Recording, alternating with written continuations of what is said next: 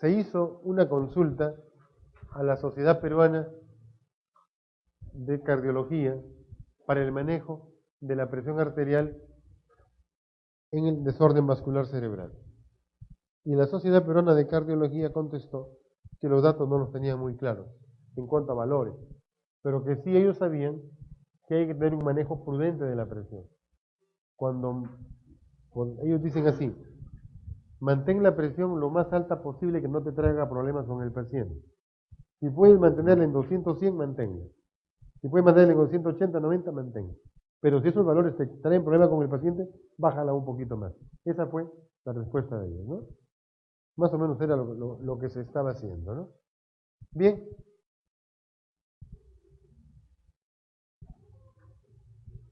Si hay posibilidad de trombosis venosa, por favor, movimiento continuamente de miembros, vendaje de piernas y por supuesto no se le va a ocurrir a nadie utilizar un anticoagulante en un paciente con una hemorragia intraparenquimal o subaracnoidea para prevenir la trombosis. Manejo de la agitación con benzodiazepinas o propofol. Eso hay que tener cuidado. El paciente con agitación, si lo manejamos con una benzodiazepina, lo vamos a dormir. Se duerme. Y después lo dormimos porque efecto del medicamento o es la enfermedad que está evolucionando así. Por eso se recomienda manejar la agitación sin dormir al paciente. Una butirofenona, como haloperidol, o un neuroléptico como clorpromacina, nos ayudan bastante en esto. Nos ayudan a quitarle la locura al paciente, pero no lo duermen.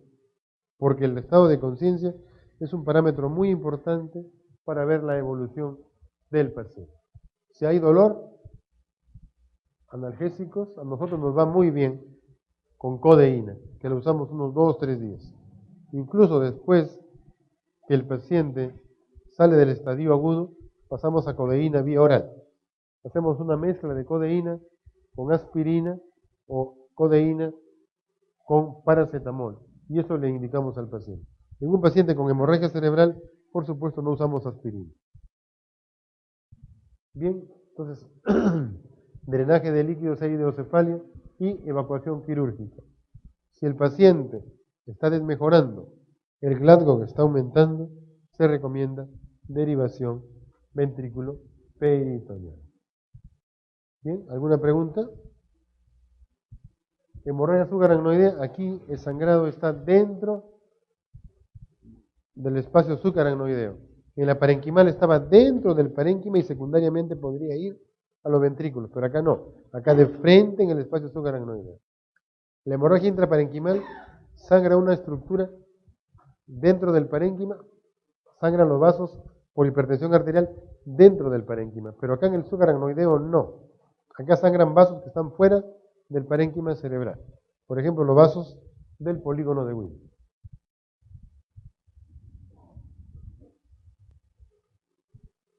La hemorragia subaracnoidea felizmente no es muy frecuente. Hay algunos valores ahí.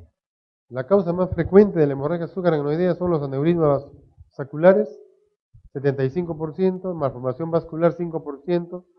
No se conoce la causa más o menos en un 15%. El cuadro clínico varía acá casi siempre dolor de cabeza, cefalea, vómitos y cierto grado de trastorno de conciencia. Examinamos al paciente y le encontramos meningismo, rigidez de nuca, en fin. ¿Cuántas horas deben pasar para encontrar el signo meningo? 6 horas. Antes de las 6 horas no hay rigidez de nuca. Así que no esperemos encontrar en un paciente que llega con 1 hora o 2 horas de enfermedad signo meningo. Los signos meningos se van estableciendo después de 4 horas generalmente. 6 horas ya es fijo. Rara vez encontramos signos neurológicos focales al comienzo, rara vez. Pueden haber hemorragias dentro del ojo subyaloidea, retiniana y del humor vítreo. Rara vez convulsiones. Los síntomas premonitorios, más o menos en un 30% a 50% de los pacientes, antes de que se rompa el aneurisma, pueden haberse algunos signos como dolor de cabeza, dolor periorbitario, náuseas, tosis palpebral y visión doble. Esto 2 a 20 días antes de que ocurra la hemorragia subaracnoidea. Ese esquemita es interesante, ese algoritmo nos ayuda. Paciente con cefalea intensa, se recomienda una tomografía craneal. La tomografía craneal puede ser que haya en presencia de sangrado, o puede que no haya sangrado. Si no hay, punción lumbar. Puede ocurrir dos cosas. Negativo, ahí lo dejo. Positivo para hemorragia, entonces le hago una angiografía de 4 vasos. Cuando fue positivo la tomografía craneal, se recomienda angiografía de 4 vasos. Puede ocurrir positividad para aneurisma, entonces craneotomía para clipaje. O puede que sea negativo para aneurisma, entonces se repite la angiografía 10 a 14 días después. ¿Sí? Ese esquemita es interesante, que nos permite un manejo más preciso del paciente con dolor de cabeza. Por favor, paciente con dolor de cabeza en la emergencia, no lo regresemos a su casa. Porque ya llegó 2 veces haciendo lo mismo. Y como tenemos muchos pacientes, lo regresamos a la casa. Ese paciente puede que regrese en la noche con signo meningo. Ese paciente está sangrando, tiene una hemorragia subaracnoidea. Nos ha pasado más de una vez eso. Complicaciones de la hemorragia subaracnoidea intracraneales, el resangrado, vasoespasmo, hidrocefalia. Son las complicaciones más importantes. Las de acá no tienen mayor importancia. Resangrado. Miren ustedes, el primer día resangran casi el 45% de los pacientes. Por eso se recomienda, cuando es en la medida de lo posible, hacer la cirugía cuando más temprano mejor. Al segundo día baja considerablemente, pero el primer día es el más serio de todos.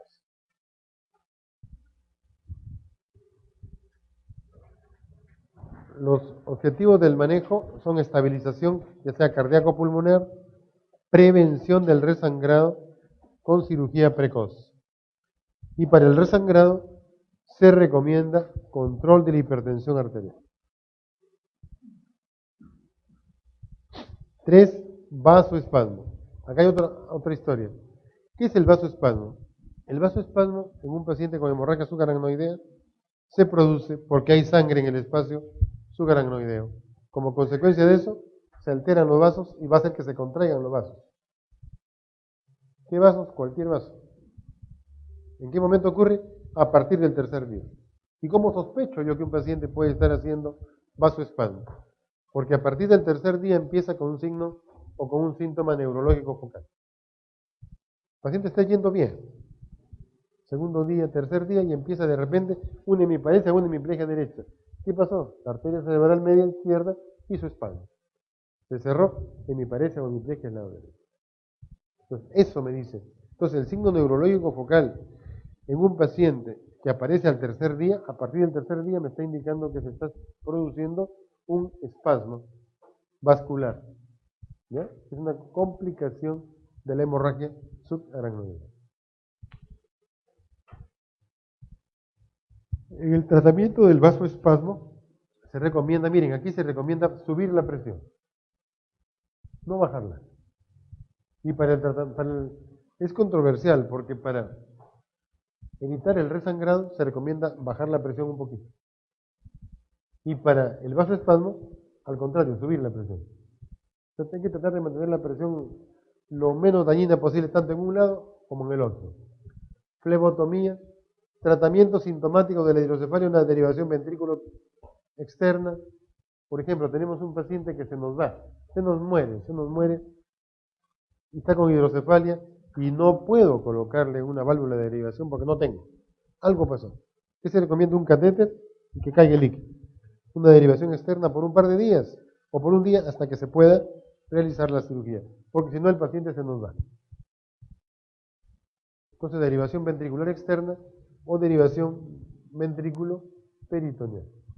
El vasoespasmo, la etiología, el factor más importante es la presencia de sangre en el espacio subaracnoideo que causa vasoespasmo por hemólisis. ocasionando liberación de sustancias vasoconstrictoras desde los hematíes. El vasoespasmo se presenta a partir del tercer día y llega a su pico máximo en el día 10. Poco a poco va a desaparecer. El cuadro clínico es presencia de un déficit neurológico focal o global que aparecen a partir del tercer día. Puede haber algún grado de trastorno de conciencia, como confusión, y el signo neurológico focal puede ser cualquiera, motor, sensitivo, vegetativo, en fin. En el vasoespasmo se recomienda el nimodipino. Sí, esta es otra indicación para el nimodipino, igual que para la hemorragia azúcar-aracnoidea. Se recomienda el nimodipino. Sin embargo, el nimodipino no revierte el espasmo vascular, pero sí mejora los síntomas clínicos. Bien, el diagnóstico del vasoespasmo con Doppler, angiografía y tomografía craneal. El tratamiento se recomienda hipervolemia, fluidos, 3 litros por día, acá sí un poquito de agua, de ser posible que sea albúmina o plasma, y mantener la presión venosa central en 10 a 12 centímetros de agua. Para la hipertensión, en aquel paciente que subir un poco la presión no le trae mayores problemas, se recomienda incluso utilizar dopamina.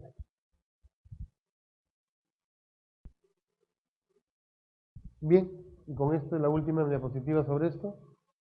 El reposo absoluto indispensable para el paciente con una hemorragia azúcar-aracnoidea, con el cuarto oscuro, lo más posible. Si la causa del sangrado es que el esposo o la esposa lo ponen mal, pues alejemos a la esposa o al esposo. Lo más tranquilo posible el paciente, en un ambiente oscurito, donde no haya mucho ruido, donde no haya mucha gente, donde esté lo más tranquilo posible. Si hay dolor de cabeza, utilizar analgésicos, porque el dolor de cabeza es una cosa bien seria. Nosotros, como decía temprano, nos va bien con codeína, pero en fin, depende cada quien de la experiencia que tenga. Control de la presión arterial, evitar el estreñimiento.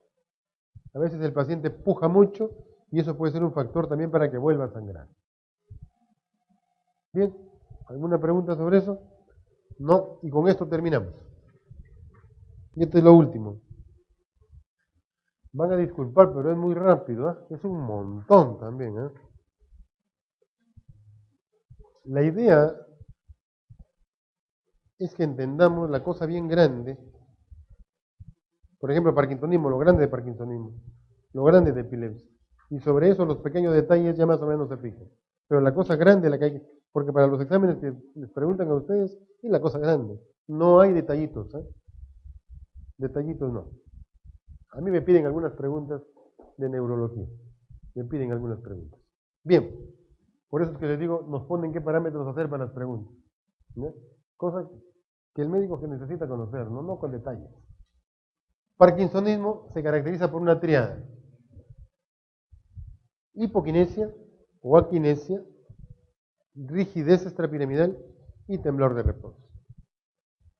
Hipoquinesia o aquinesia, ahí lo describen.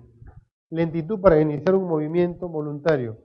Contribuye a la discapacidad. Es el factor más importante para la discapacidad. Rigidez extrapiramidal. Incremento del tono muscular en músculos flexores y extensores. Y el temblor, que es temblor de reposo. Decíamos el otro día, espasticidad es, mi brazo está ahí y tengo dificultad para flexionar, pero no para extender.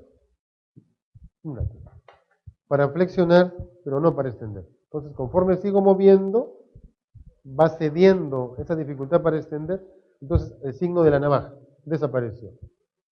Rigidez extrapiramidal, hay resistencia para flexión y para extensión. Conforme sigo moviendo, cada vez más difícil, más difícil. Entonces aparece el signo de rueda dentada.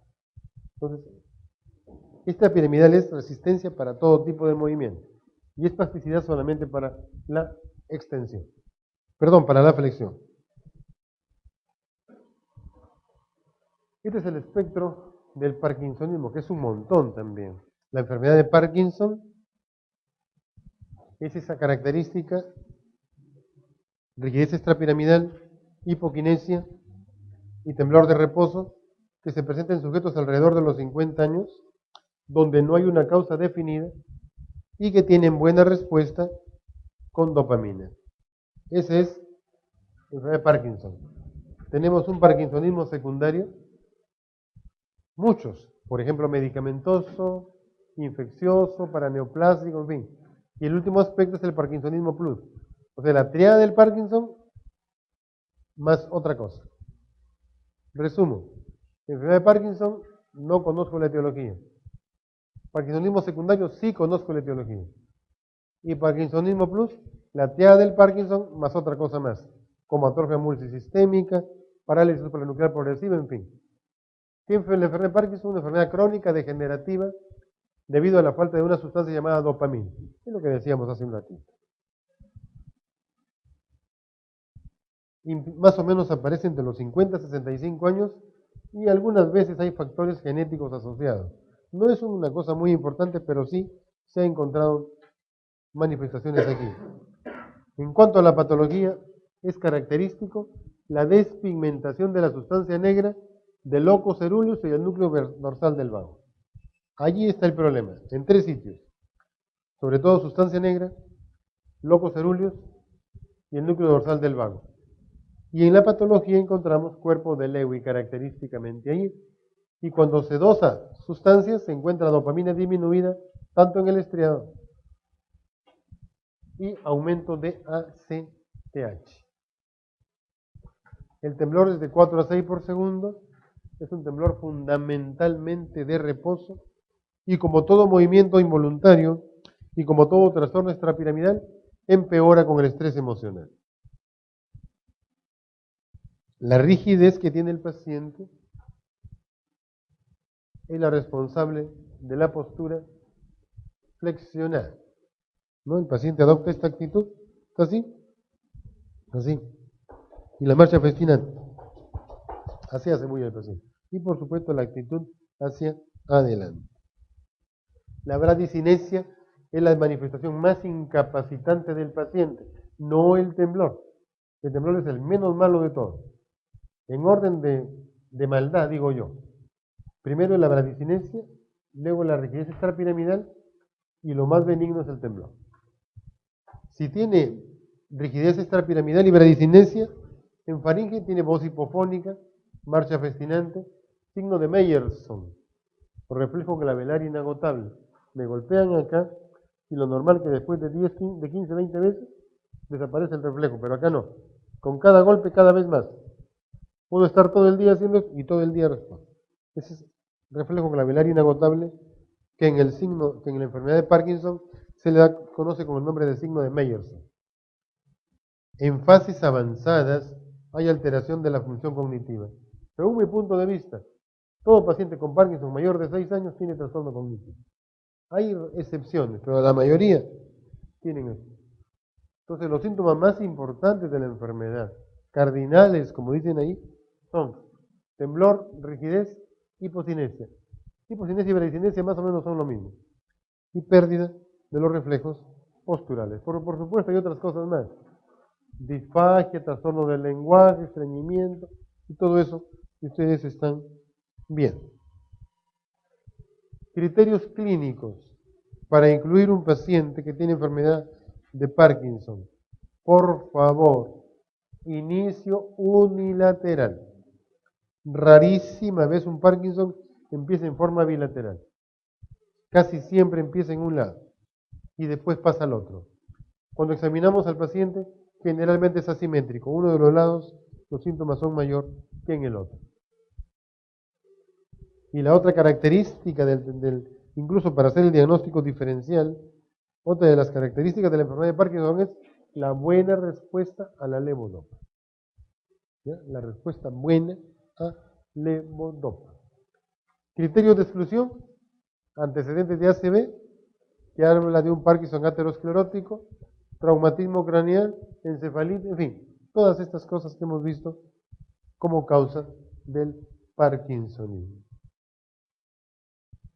Ahí están los síntomas iniciales, fundamentalmente empiezan así. Temblor el 70%. La mayoría empiezan con temblor. A esta señora, miren el aspecto, su faz es casi inexpresiva. Esa viejecita, cómo camina, la rigidez que tiene, incluso se inclinan un poco más hacia adelante. El diagnóstico de Parkinson es clínico, no hay otra manera. Las imágenes y todo lo que yo quiera hacer, simplemente es para buscar que no esté siendo producido por esa o tal causa. Nada más que eso. El tratamiento puede ser médico, quirúrgico y la rehabilitación. El tratamiento médico está encaminado a reducir la velocidad de progresión de la enfermedad, a controlar los síntomas y los efectos secundarios de los fármacos que se usan para combatirla. Porque acá hay una cosa muy seria. ¿Cuál es el mejor medicamento para el Parkinson? Levodopa. ¿Y cuál es el medicamento más malo para el Parkinson? Levodopa también. Es más bueno y más malo. Bueno porque los 5 primeros años espectacular, ¿eh? Palmas. Sexto año, pues a ver.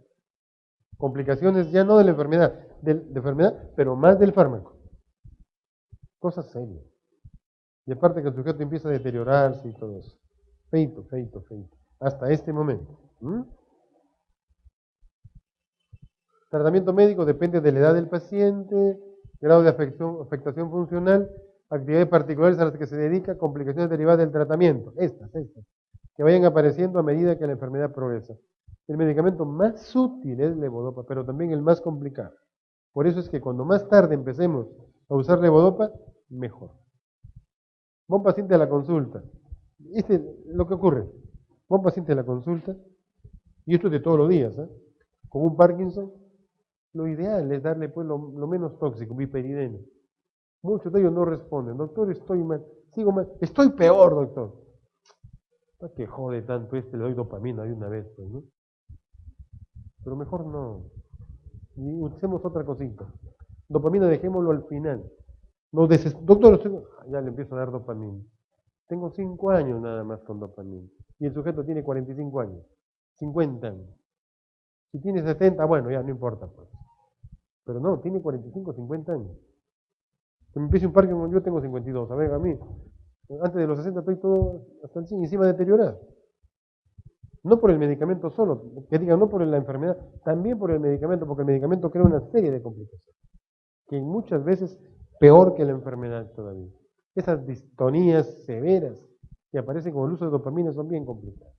Por eso tenemos que tener mucha paciencia. Empecemos con lo menos que produce problemas al paciente. Hay 3 técnicas quirúrgicas para el tratamiento de la enfermedad de Parkinson. En este momento, nosotros todavía no tenemos esto muy bien. En otros sitios ya se está usando acá célula madre, parece con buena respuesta. Palidotomía, talamotomía, sí. Estimulación cerebral profunda, ya son cositas que están apareciendo. Ojalá que eso vaya mejor, pero necesitamos más tiempo. La rehabilitación es muy importante para el paciente con enfermedad de Parkinson. Y acá están los fármacos. El medicamento más inocuo de todos es viperideno, que creo que es como hay que empezar. A viperideno hay una forma de presentación comercial que se llama Quinetón, 2 miligramos vía oral, dependiendo cómo esté el paciente. Media tableta 2 veces al día, una tableta 2 veces al día, 3 veces al día, dependiendo cómo esté. Tenemos amantadina, tenemos acá agonistas dopaminérgicos, por ejemplo, bromocriptina no me gusta, pramipexol este está bueno. Un poco caro nomás, pero pramipexol va bastante bien. Al inicio, selegilina se presentó muy bien, con mucho bombo, cuando apareció. Nos dimos cuenta que no ayuda mucho en el Parkinson. Y ahora sí tenemos precursores de dopamina. Levodopa, carbidopa como Cinemec, levodopa benseracida como Madopar, entacapone como Estalevo. A mí de ellos me gusta más el Cinemec. Funciona bien y además es más económico que los otros. Sobre todo el último, el Estalevo, que es bastante caro. Entonces, más o menos en ese orden. Y por supuesto el tratamiento con psicoterapia, fisioterapia, la posibilidad de tratamiento quirúrgico, en fin. Entonces, esa es la manera como manejamos a un paciente con Parkinsonismo. Los principios generales del tratamiento: mantener funcionalmente independiente lo más prolongado posible al paciente. Factores de impacto en calidad de vida: el paciente con Parkinson casi siempre se deprime, casi siempre tiene trastornos del sueño y lógicamente va a estar un tanto inválido, entre comillas, no puede caminar casi.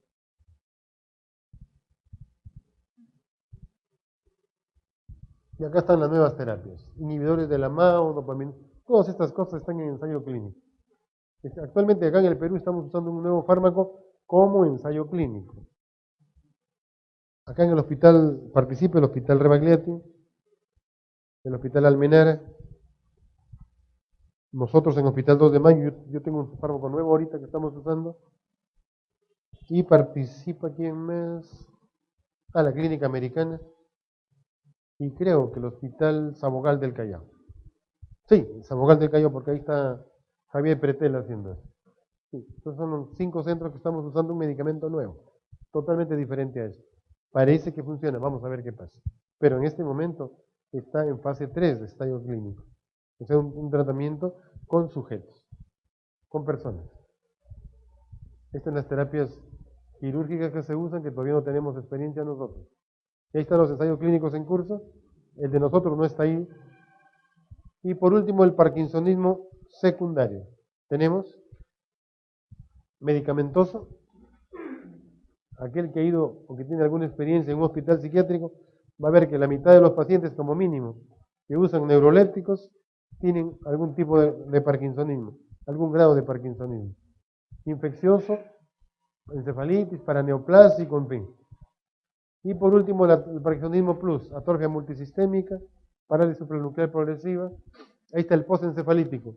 Hace mucho tiempo hubo una epidemia en el mundo de encefalitis. La encefalitis de von Economo, que dejó muchos pacientes con parkinsonismo. Y a partir de ese momento se describió. Acá el cuadro clínico es parecido al Parkinson, pero no hay cuerpo de Lewy en la patología. Aterosclerótico o parkinsonismo vascular, generalmente aparece en personas de 60 años a más, característicamente hipertensos, con antecedentes de enfermedad vascular cerebral. Es característico esto, y tienen algún grado de demencia acá. ¿Por qué? Por el trastorno vascular. Por ejemplo, hay disartria, hay disfagia, hay incontinencia urinaria,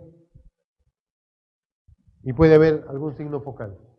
La tomografía no muestra signos focales, y en la patología, muerte neuronal en sustancia negra y en las diferentes estructuras extrapiramidales. Degeneración nigroestriada, característicamente un cuadro muy parecido al Parkinson, muy parecido, pero no hay ninguna respuesta a la levodopa. No hay respuesta a la levodopa.